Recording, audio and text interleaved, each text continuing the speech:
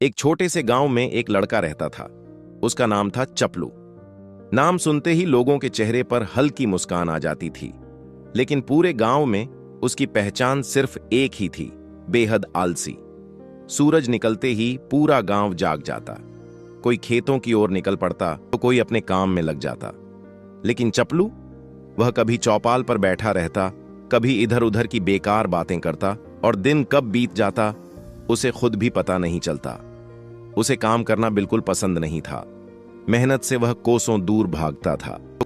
एक दिन उसके पिता ने चपल्लू को पास बुलाया।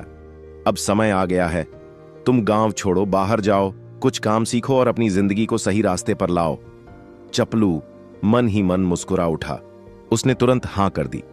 अगले दिन उसके पिता ने उसे कुछ पैसे दिए और कहा, अपना ख्याल रखना बेटा, आज मैं बहुत खुश हूं। चपलू शहर की ओर निकल पड़ा। चलते चलते दोपहर हो गई। तेज धूप, थके हुए कदम। कुछ दूर जाने के बाद रास्ते में एक घना जंगल आ गया। जंगल पार करते करते चपलू बिल्कुल थक चुका था। वह एक बड़े पेड़ के नीचे बैठ गया और कब उसकी आंख लग गई उसे पता ही नहीं चला।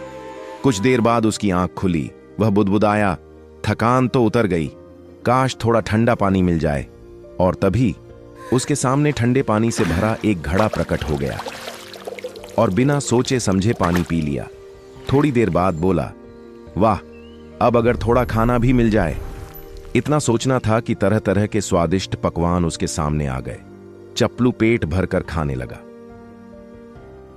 खाना खत्म होते ही उसके मन में डर घुस आया। ये सब आया कहां से? कहीं ये पेड़ भूतिया तो नहीं? अचानक उसके सामने एक भयानक भूत प्रकट हो गया। चपलू कांपने लगा। उसके दिमाग में एक ही ख्याल आया, अब तो ये मुझे खा जाएगा। और वही हुआ, भूत ने चपल्लू को खा लिया। दरअसल वह कोई साधारण पेड़ नहीं था। वह था एक जादुई पेड़, जिसके नीचे बैठकर इंसान जो भी दिल से सोचता वही सच हो जाता था। लेकिन इस रहस्य को कोई भी नहीं जानता था। इस कहानी से हमें यह सीख मिलती है कि हम जैसा सोचते हैं अक्सर वैसा हो जाता है।